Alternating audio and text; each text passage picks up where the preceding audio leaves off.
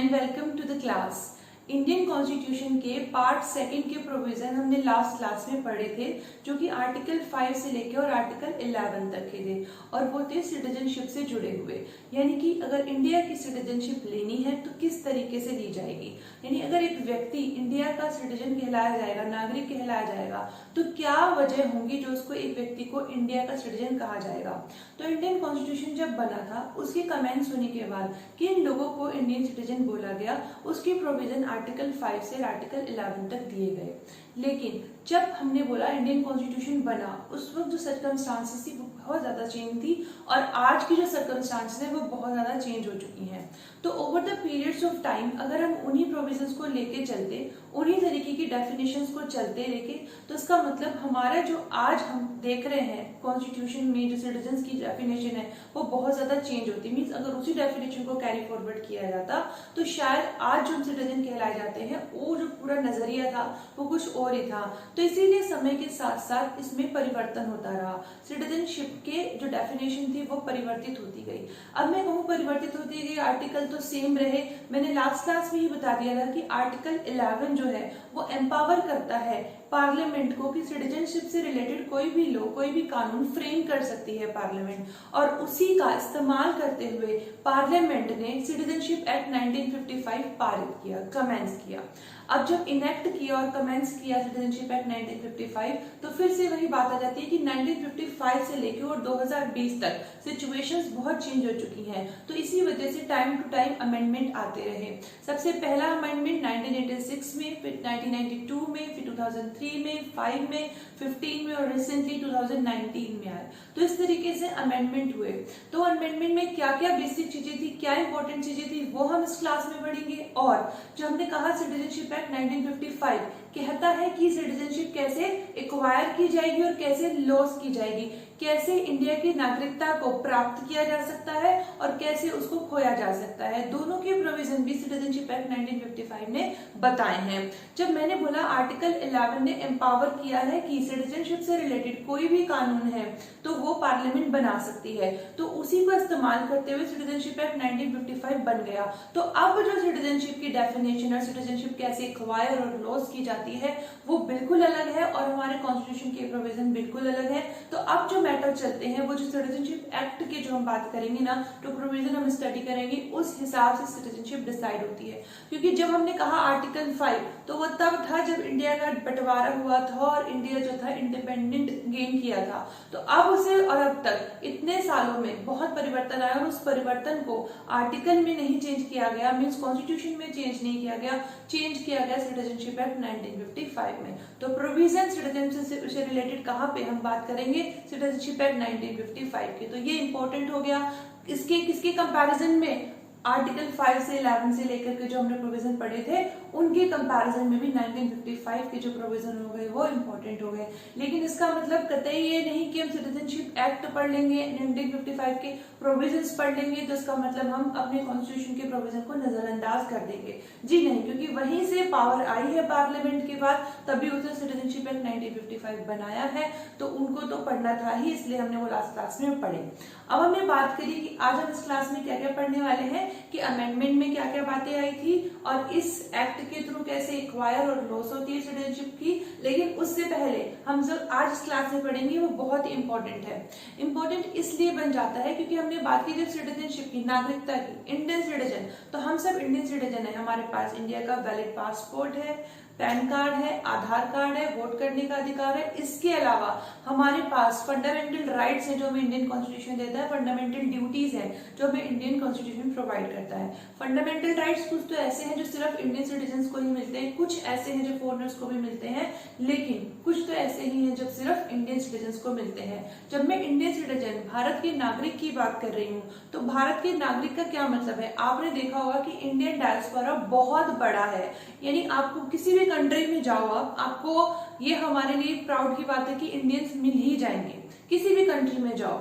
हाँ, आप देखना, कभी सर्च करिएगा आप कि कितना ज्यादा हमारा डायस्पोरा वर्ल्ड वाइड फैला हुआ है। बहुत सारे लोग इंडिया से बाहर रहते हैं। तो इसका मतलब ये हुआ कि जो इंडिया से बाहर रहते हैं उनको क्या कहा जाएगा, इंडियन, या फिर क्या कहते हैं वो, जब कोई लौट के आता है, विजिट करता है हमारे फैमिली में, तो क्या बोलते हैं, तो एनआरआई है। ऐसे बोलते हैं।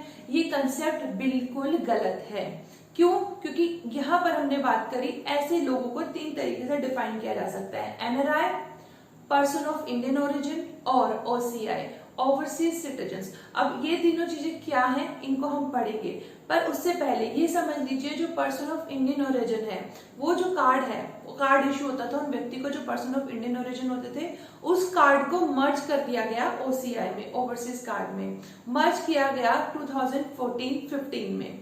बेसिकली 15 में अमेंडमेंट के बाद इसको मर्ज किया गया। और मैंने आपको बात किया एनआरआई, एनआरआई को नॉन रेजिडेंट इंडियन। अब बात समझिएगा, अगर कोई व्यक्ति फॉरेन कंट्री में रह रहा है, वहीं पे काफी साल हो गए उसको, उसने सिटीजनशिप भी एक्वायर कर ली, वो आता है यहाँ पे विजिट करने के लिए, तो यही बोलते हैं कि तो एनआरआई है। जी नहीं, वो एनआरआई नहीं है, उसने तो उस कंट्री की सिटीजनशिप ले ली, वो तो वही उस कंट्री का व्यक्ति हो गया, एनआरआई नहीं रहा वो। तो एनआरआई कौन होता है? एनआरआई वो व्यक्ति होता है जो इंडिया से बाहर एक फाइनेंशियल ईयर में, जो हमारा फाइनेंशियल ईयर होता है, उस फाइनेंशियल ईयर में, एक फाइनेंशियल ईयर में कम से कम 183 डेज वो बाहर रहा हो, उसको एनआरआई बोलते हैं। अब मेरी बात बहुत ध्यान से सुनिएगा, जब मैंने कहा कि कम से कम 183 डेज वो इंडिया से बाहर रहा हो, उसको एनआरआई बोलते हैं, नॉन रेजिडेंट इंडियन। यानी वो इंडिया में नहीं रहता, बाहर रह रहा है, लेकिन वो इंडिया में लौट के वापस आ जाएगा, क्योंकि उसका मेन जो रेजिडेंट है वो इंडिया ही है। ध्यान से सुनिएगा, मेन उसका रेजिडेंट, मेन निवास, मूल निवास इंडिया ही है। इंडिया में लौट के वापस आएगा जब उसका काम खत्म हो जाएगा। कौन सा काम? किसी भी काम के लिए वो जा सकता है, बिजनेस पर्पस के लिए जा सकता है, टूरिस्ट वीजा पे जा सकता है, या फिर हम कहें कि वो बिजनेस पर्पस, एजुकेशन पर्पस, जैसे अगर किसी ने हायर एजुकेशन के लिए वो किसी फॉरेन कंट्री में जाता है, तो 183 डेज अगर उसको बाहर रहते हुए हो गए हैं, तो वो नॉन रेजिडेंट इंडियन हो जाएगा। कम से कम कितने हुए? 183 डेज। इसका मतलब ये बिल्कुल भी नहीं कि उसको वहां की सिटीजनशिप मिल जाएगी 6 महीने बाद, उसने इंडिया की सिटीजनशिप खो दी है। जी नहीं, वो इंडिया का ही है, इंडिया का पासपोर्ट होल्ड करता है। सिर्फ इतनी बात है कि वो कुछ महीनों के लिए, क्योंकि महीने हो जाएंगे 183 डेज में, कुछ महीनों के लिए इंडिया से बाहर है, फिर उसके बाद लौट के आ जाएगा, तो उसको एनआरआई बोल दिया गया। लेकिन जब मैंने कहा पर्सन ऑफ इंडियन ओरिजिन, तो पर्सन ऑफ इंडियन ओरिजिन ही है, वो एनआरआई नहीं है। ऐसे वो व्यक्ति होते हैं, इस एक्ट में, सिटीजनशिप एक्ट में भी डिफाइन किया गया है कि ऐसे वो व्यक्ति होते हैं पर्सन ऑफ इंडियन ओरिजिन जिनकी 3 जनरेशन का मतलब जिनके फादर के फादर, मतलब उसके ग्रैंडफादर हो गए, और ग्रैंडफादर के भी फादर, यानी उस व्यक्ति के ग्रेट ग्रैंडफादर, 3 जनरेशन से किसी भी तरीके से इंडिया के ओरिजिन रहे हो, यानी कि वो इंडिया के निवासी रहे हो, उनमें से किसी का भी बर्थ इंडिया में रहा हो, तो वो पर्सन ऑफ इंडियन ओरिजिन हो सकता है व्यक्ति, उसको पर्सन ऑफ इंडियन ओरिजिन बोलेंगे। या अगर एक व्यक्ति की शादी हो जाती है किसी ऐसे व्यक्ति से जिसके 3 जनरेशन में से किसी का बर्थ इंडिया में हुआ हो, तो वो पर्सन ऑफ इंडियन ओरिजिन कहलाया जाएगा, यानी शादी के बाद भी बन जाएगा वो। और ऐसे व्यक्तियों को जो कार्ड इशू किया जाता था, वो कार्ड इशू जो स्टार्ट हुआ था वो 2002 में स्टार्ट हुआ था। जो पर्सन ऑफ इंडियन ओरिजिन थे उनको पीओआई कार्ड इशू होता था 2002 से लेकर के ये कार्ड इशू होता रहा 2015 तक, क्योंकि 2015 में इसको ओसीआई के साथ मर्ज कर दिया गया। ओसीआई जो इशू शुरू हुए थे वो 2005 में शुरू हुए थे। अब समझते हैं सबसे पहले कि एनआरआई की क्या फैसिलिटीज अवेलेबल होती हैं। एनआरआई को फैसिलिटी ऑब्वियस वो इंडिया का ही है, तो उसको कुछ भी मनाही नहीं है, इंडिया में वो कभी भी आए रहे, जो मर्जी करे, क्योंकि वो 183 डेज इंडिया के बाहर रह के आया और फिर उसके बाद इंडिया से वापस आया, फिर अपने काम के लिए फिर चला जाता है, फिर वापस आ जाता है। ये मतलब उसका काम है, काम के लिए गया है, काम के लिए वापस आता है, वो एनआरआई है। लेकिन उसको जो भी बात करेंगे, जो भी इनकम बाहर से होगी, उस इनकम का जो इनकम टैक्स पे करना होगा उसे इंडिया में पे करने की जरूरत नहीं है। एनआरआई को हमको पता है वोट करने का अधिकार होता है, लेकिन जब हमने पीओआई की बात करी, पर्सन ऑफ इंडियन ओरिजिन की, तो उनको वोट करने का अधिकार नहीं होता। और जो ओवरसीज सिटीजन ऑफ इंडिया होते हैं उनको भी वोट करने का अधिकार नहीं होता। तो पहले हम देख लेते हैं एनआरआई। मैंने आपको बोला बिल्कुल इंडिया के सिटीजन है, तो सारे अधिकार हैं उसके, जो कि किसके होते हैं, जो कि एक सिटीजन के होते हैं, वो सारे अधिकार एनआरआई को मिलते हैं। लेकिन दूसरी तरफ जब हम पीओआई की बात करते हैं तो पीआईओ के पास कुछ अधिकार नहीं होते जो इंडियन सिटीजन को प्राप्त होते हैं। कौन से अधिकार? वोट करने का अधिकार।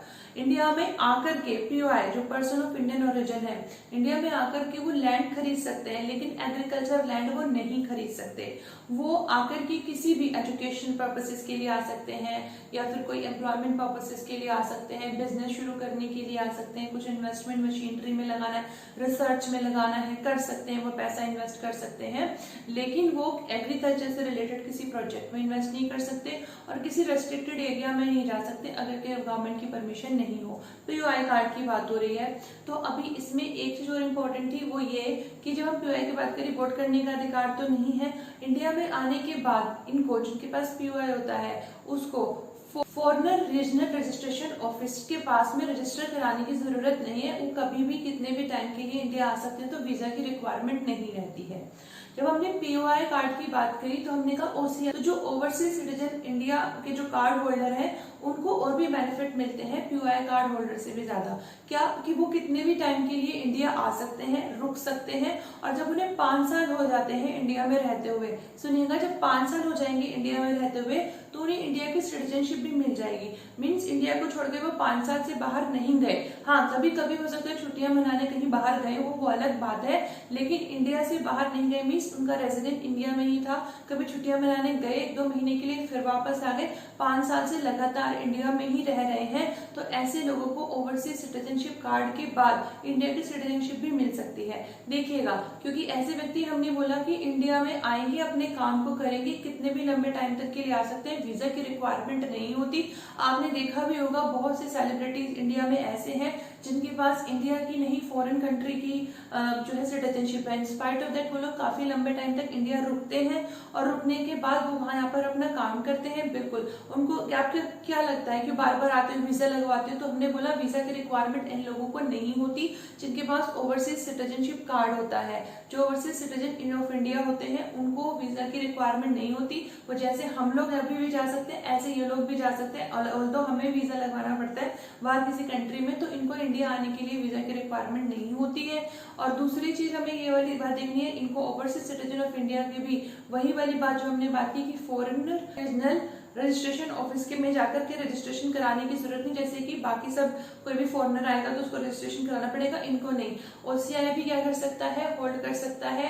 क्या होल्ड कर सकता है? प्रॉपर्टी ओनरशिप कर सकता है, लेकिन नॉन फार्म। अभी मैंने बताया रेस्ट्रिक्टेड एरिया में जाने की परमिशन नहीं होती। हाँ, ये लोग की लिमिटेशन है कि ये लोग वोट नहीं कर सकते इंडिया में रहते। आपने देखा भी होगा जो सिटीजनशिप सेलिब्रिटीज बाहर की रखते हैं उनके पास यहाँ पर वोट करने का अधिकार नहीं है। I will not name anybody because वो फिर मुद्दा कहीं और चला जाएगा, लेकिन आप सब कहीं ना कहीं इस बात से जानते ही होंगे कि बहुत सारे सेलिब्रिटीज हैं जिनके पास क्या इंडियन सिटीजनशिप नहीं है। वो लोग यहाँ काम करते हैं लेकिन सिटीजनशिप उनकी फॉरेन कंट्रीज की है, और उनके पास overseas citizen of India card होते हैं, इसलिए वो वोट नहीं कर सकते हैं। कोई भी गवर्नमेंट जॉब यहाँ पे नहीं ले सकते हैं, कोई भी गवर्नमेंट ऑफिस यहाँ पर होल्ड नहीं कर सकते हैं। इसके अलावा नॉन फार्म प्रॉपर्टी ले सकते हैं वो, और उनको एनआरआई की तरह ही यहाँ पर अकाउंट खुलवाने की परमिशन है। वहां पर यहाँ पर जितनी भी एजुकेशन फैसिलिटीज में एनआरआई को जो मिलती हैं, इकोनॉमिकल, फाइनेंशियल, ये सारी इकोनॉमिकल है, फाइनेंशियल है, एजुकेशनल है, फैसिलिटीज जो मिलती हैं सब एनआरआई को वो सभी ने मिलेंगी। लेकिन एनआरआई को पॉलिटिकल मिलती है, वोट करने का अधिकार है, ओसीआई और पीआईओ का नहीं होता है। और मैंने अभी आपको बताया कि पीआईओ कार्ड को खत्म करके मर्ज करके ओवरसीज कार्ड में कन्वर्ट कर दिया गया। कब किया? 2015 के अमेंडमेंट के बाद किया। तो ये तो बेसिक हो गए कि 3 तरीके से और सिटीजन होते हैं जिनके बारे में हमको शायद नहीं पता होता। तो अब अपने एक्ट पे वापस आ जाते हैं जो कि बात करता है कि इंडियन सिटीजनशिप को कैसे एक्वायर किया जाता है इंडियन सिटीजनशिप एक्ट 1955 के अंदर। तो इसमें सबसे पहले देखिए 5 तरीके हैं जिसके थ्रू इंडियन सिटीजनशिप को एक्वायर किया जा सकता है। By birth, by descent, by registration, by naturalisation और by merging the Indian territory of a territory. तो ये 5 तरीके से एक्वायर कर सकते हैं इंडियन सिटीजनशिप। देखिए सबसे पहले आप उस चीज से पढ़ेंगे हम जो कि जब ये एक्ट बना था तब क्या प्रोविजन थे, अमेंडमेंट के बाद कैसे चीजें चेंज हुई वो भी हम पढ़ेंगे, लेकिन बाद में। हमको सिर्फ अभी इतना पढ़ना है कि जब ये एक्ट बना था तो उसमें क्या प्रोविजन थे। सबसे पहला है बर्थ। बर्थ के थ्रू किस तरीके से एक्वायर कर सकते हैं इंडियन सिटीजनशिप एक्ट 1955 में जो बताया गया था, सेक्शन 3 में बताया गया और डिसेंट को सेक्शन 4 में बताया गया, रजिस्ट्रेशन को सेक्शन 5 में डिफाइन किया गया। तो सबसे पहले बर्थ है, बर्थ के थ्रू सब समय जो प्रोविजन दिए गए हैं वो सेक्शन 3 में दिए गए हैं और बताया गया है। देखिए अमेंडमेंट के बाद क्या हुआ वो मैं यहाँ पर नहीं बता रही हूँ, अभी सिर्फ मैं आपको इतना ही बता रही हूँ कि जब ये एक्ट ओरिजिनली बना था तो क्या प्रोविजन थे। तो उस वक्त ये प्रोविजन थे कि जो व्यक्ति जिसका जन्म इंडिया में हुआ हो या तो 26 जनवरी 1950 को या इसके बाद में जिसका जन्म इंडिया में हुआ हो उसको मिल जाना था क्या, इंडियन सिटीजनशिप। इतनी बात बताता है क्या, सेक्शन 3। फिर डिसेंट की बात करें, डिसेंट के लिए सेक्शन 4। सेक्शन 4 क्या कहता है कि अगर यहाँ पर बात करते हैं फादर, जब एक व्यक्ति के फादर, सिर्फ फादर की बात हुई, अगर इंडियन सिटीजन है तो उसको भी मिल जाएगी क्या, इंडियन सिटीजनशिप। डिसेंट का मतलब उत्तराधिकार के साथ में आया, उसके अधिकार के साथ में आया हुआ है, मीन्स उसके ऊपर ट्रांसफर हुआ। कहाँ से ट्रांसफर हुआ है, फादर में। अगर किसी के फादर इंडियन सिटीजन है तो उस व्यक्ति को भी मिल जाएगी इंडियन सिटीजनशिप। इतनी बात कहा था सेक्शन 4 ने। फिर रजिस्ट्रेशन की बात करें, सेक्शन 5। अब रजिस्ट्रेशन क्या कहता है, रजिस्ट्रेशन की जब हमने बात करी तो वह व्यक्ति हुए जिनका जन्म हुआ, ये व्यक्ति हुए जिनको फादर के साथ विरासत में मिल गई इंडियन सिटीजनशिप, और ऐसे व्यक्ति जो रजिस्टर कराएंगे। रजिस्ट्रेशन का जो व्यक्ति अपने है, अगर एक व्यक्ति इन कंडीशन को सेटिस्फाई करता है और उसके साथ साथ शपथ भी लेता है एलिजियंस की मतलब सत्यता की, कि जो मैं कह रहा हूँ वह सच है, तो वो रजिस्टर करा सकता है खुद को इंडियन सिटीजन के तौर पे। तो वो क्या बातें हैं, सबसे पहले person of Indian origin resident in India and for 6 month. सबसे पहली बात अभी मैंने आपको बताया पर्सन ऑफ इंडियन ओरिजिन कौन होता है, जिसके फादर, बताइए, ग्रैंडफादर या ग्रेट ग्रैंडफादर में से कोई व्यक्ति होगा तो उसको बोलेंगे पर्सन ऑफ इंडियन ओरिजिन। तो पर्सन ऑफ इंडियन ओरिजिन है वो इंडिया में रह रहा है, रेजिडेंट इन इंडिया, इंडिया में ही रह रहा है, और फॉर 6 महीने हो गए उसको इंडिया में रहते हुए, उसको बोलते हैं, वो भी जाकर के रजिस्टर करा लेगा। फिर person of Indian origin ordinary resident outside undivided India. अब ऐसा व्यक्ति जो कि अनडिवाइडेड इंडिया के टाइम पर बाहर रहता था, जब इंडिया और पाकिस्तान एक थे उस वक्त वो बाहर रहता था, लेकिन वो पर्सन ऑफ इंडियन ओरिजिन है क्योंकि उसके फादर में से या फिर उसके दादा में से, उसके परदादा में से कोई इंडिया का ही जन्म लिया हुआ था, इसीलिए बोल रहे हैं कि वो व्यक्ति इंडिया के बाहर रहता था, अनडिवाइडेड इंडिया में रहता था, अनडिवाइडेड इंडिया के टाइम से बाहर रहता है, तो वो भी रजिस्टर करा सकता है। Women married to Indian citizen, अगर कोई स्त्री अगर एक व्यक्ति से शादी करेगी जो कि इंडियन ओरिजिन का ही इंडियन सिटीजन है तो उसको भी क्या मिल जाएगा, रजिस्ट्रेशन के थ्रू इंडियन सिटीजनशिप मिल जाएगी। फिर minor children of Indian citizen, ऐसे जो चिल्ड्रन है जो कि माइनर है इंडियन सिटीजन के, जो चिल्ड्रन जो माइनर है वो भी, उन्हें भी अपने पेरेंट्स के साथ में ही क्या मिलेगी, विरासत में ही मिल जाएगी उनको भी इंडियन सिटीजनशिप। इसके अलावा इसकी लास्ट जो हमारे पास कंडीशन है वो है person of full age and capacity who are citizen of a Commonwealth nation. एक ऐसा व्यक्ति जो कि फुल एज का है, कैपेसिटी का है, कॉमनवेल्थ का नेशन का सिटीजन है, वो भी रजिस्ट्रेशन के थ्रू इंडियन सिटीजनशिप एक्वायर कर सकता है। Section 5 of Indian citizenship act 1955 ये बताता था जब एक्ट बना था।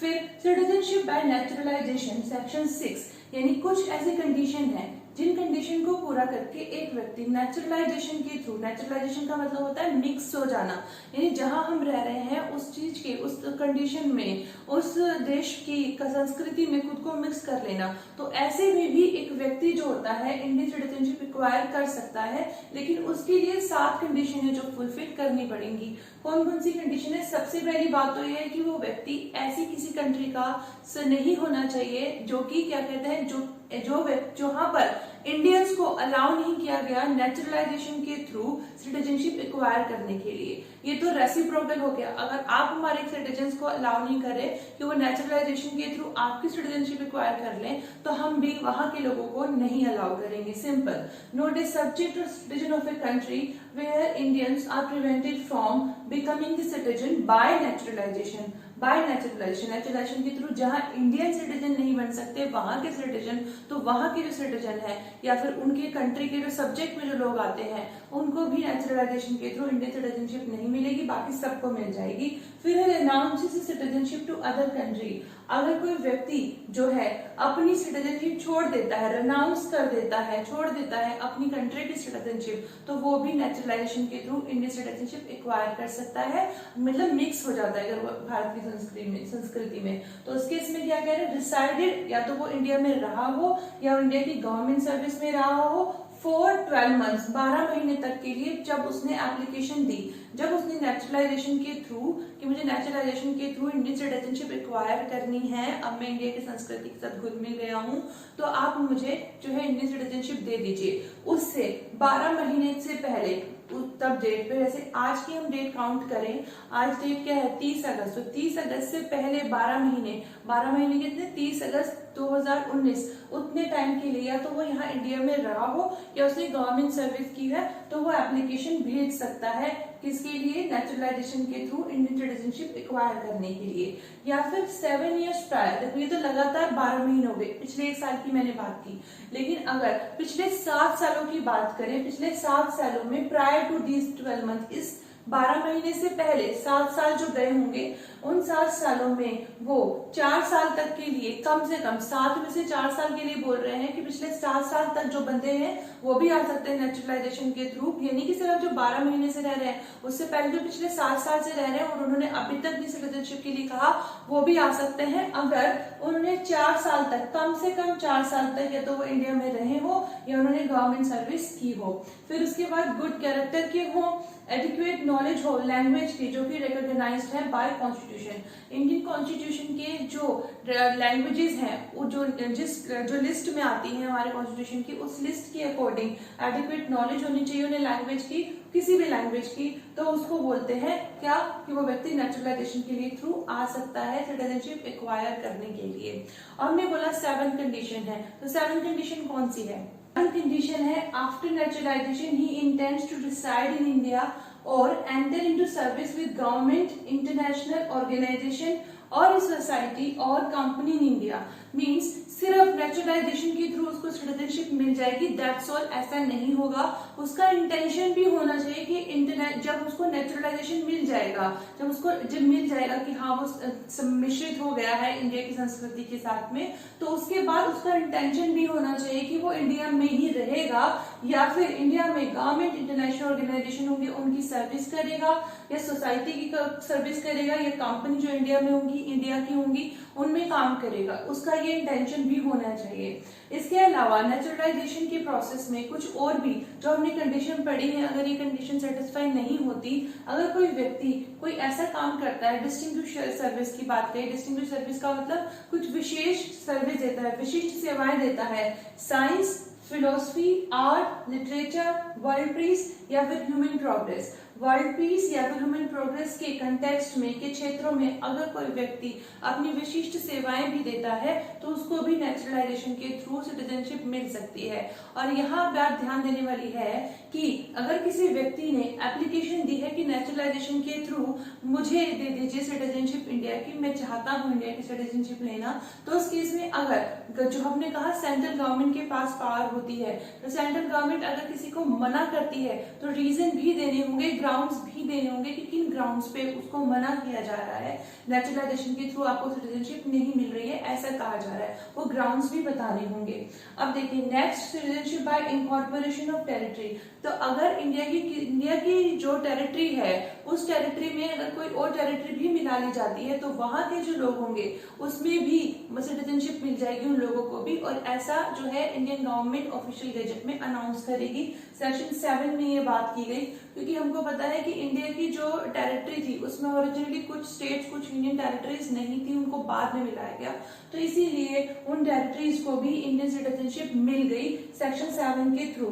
फिर कॉमनवेल्थ सिटीजन की बात हुई, तो कॉमनवेल्थ सिटीजन का मतलब ऐसे व्यक्ति जो कॉमनवेल्थ कंट्री के हैं, उनको भी क्या कहा जाएगा, कॉमनवेल्थ सिटीजन कहा जाएगा, कॉमनवेल्थ सिटीजन ऑफ इंडिया कहा जाएगा, और उनको वो सब अधिकार प्राप्त होंगे जो एक इंडियन सिटीजन को प्राप्त होते हैं। लेकिन ये रेसिप्रोकल अरेंजमेंट होगा। रेसिप्रोकल अरेंजमेंट का मतलब अगर इंडिया के लोग वहां जाते हैं कॉमनवेल्थ नेशन में, तो उनको भी वहां पे ऐसी फैसिलिटीज मिलती हैं। फिर हमने बात करी कि सिर्फ एक्विजिशन की ही नहीं, जो हमारा इंडियन सिटीजनशिप एक्ट 1955 है उसमें किस तरीके से लॉस की जाती है, इंडियन सिटीजनशिप को लूज कर लिया जाता है, खत्म कर दिया जाता है, वो क्या तरीके हैं। तो उसमें बताया गया सेक्शन 9 तो सेसेशन ऑफ सिटीजनशिप की बात करता है। सेसेशन ऑफ सिटीजनशिप की बात का मतलब अगर कोई व्यक्ति किसी और कंट्री का पासपोर्ट एक्वायर कर लेता है, यानी उसने अपने मन से किसी और कंट्री की सिटीजनशिप ले ली, तो उसका मतलब उसने इंडिया की सिटीजनशिप छोड़ दी।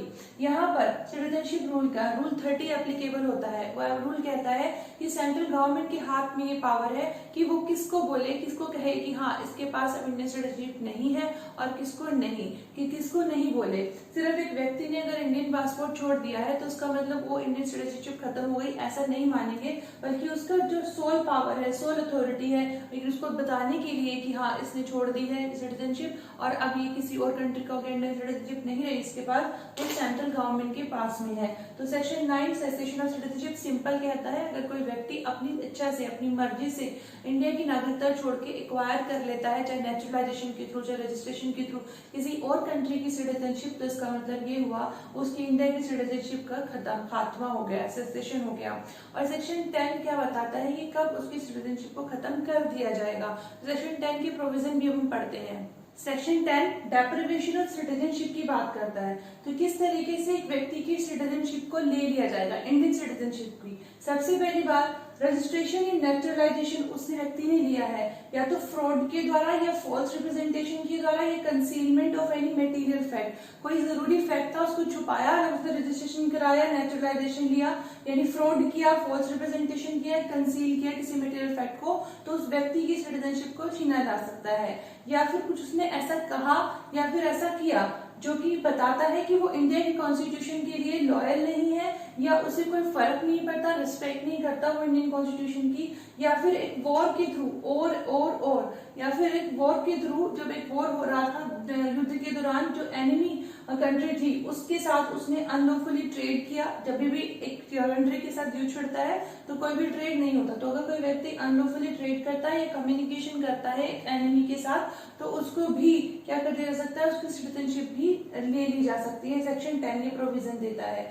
फिर within 5 years of registration और naturalisation, imprisonment not less than, जब उसने रजिस्ट्रेशन कराया खुद को या फिर नेचुरलाइजेशन के थ्रू सिटीजनशिप ली, तो उसके बाद कम से कम विद इन 5 सालों के बाद, लेने के बाद सिटीजनशिप लेने के बाद 5 सालों के अंदर अंदर उसको कम से कम अगर 2 साल का इम्प्रिजनमेंट हो गया तो ये भी एक ग्राउंड हो सकता है जिससे उसकी डेप्रिवेशन किया जा सकता है सिटीजनशिप का।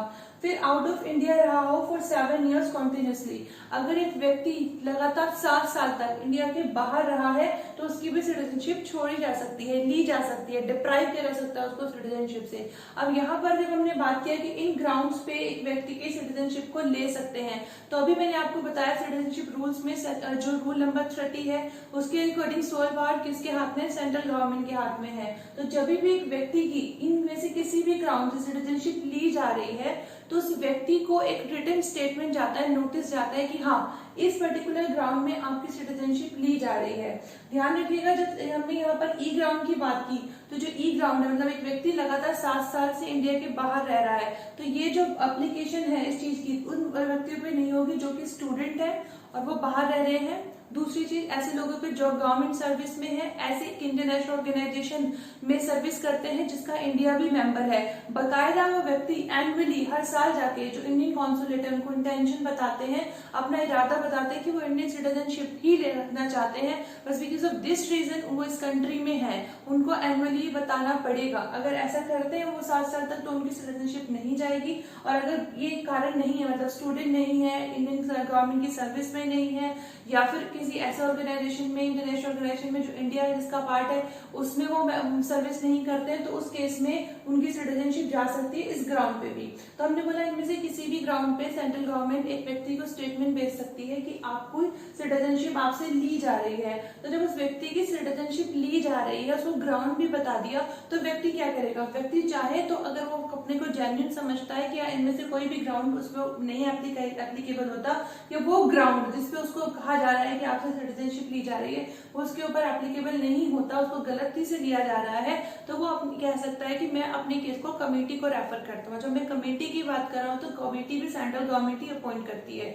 तो उस सेंट्रल गवर्नमेंट द्वारा अपॉइंट की गई कमेटी में एक तो चेयरपर्सन होते हैं जो कम से कम 10 साल तक जो जुडिशियल सर्विस में रहे हो, और 2 और मेंबर होते हैं जिसको सेंट्रल गवर्नमेंट अपॉइंट करती है। फिर वो केस जो होता है रेफर किया जाता है कमेटी को, वो डिसाइड करेंगे कि उनकी जो सिटीजनशिप है उस व्यक्ति की डिप्राइव होगी या फिर नहीं। तो सेक्शन 10 का प्रोविजन ये कहता है। अभी मैंने आपको स्टार्टिंग में बोला था कि हम हुए जो अमेंडमेंट है उनमें किस तरीके से चीजें चेंज हुई वो भी पढ़ेंगे। तो अब उन अमेंडमेंट्स की बात करते हैं। तब देख लेते हैं कि अमेंडमेंट के थ्रू सिटीजनशिप एक्ट 1955 में क्या क्या चेंजेस आए।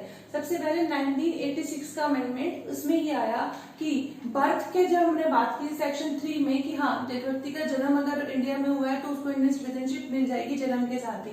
लेकिन 1986 कहता है कि जन्म के साथ ही सिटीजनशिप नहीं मिलेगी अगर उसके पेरेंट्स में से किसी एक का जन्म इंडिया में ना हुआ हो तो, यानी कि एक व्यक्ति का खुद का जन्म इंडिया में हो रहा है, इसके साथ साथ उसके पेरेंट्स में से किसी एक का जन्म भी इंडिया में होना जरूरी है, तभी उसको बाय बर्थ इंडियन सिटीजनशिप मिलेगी।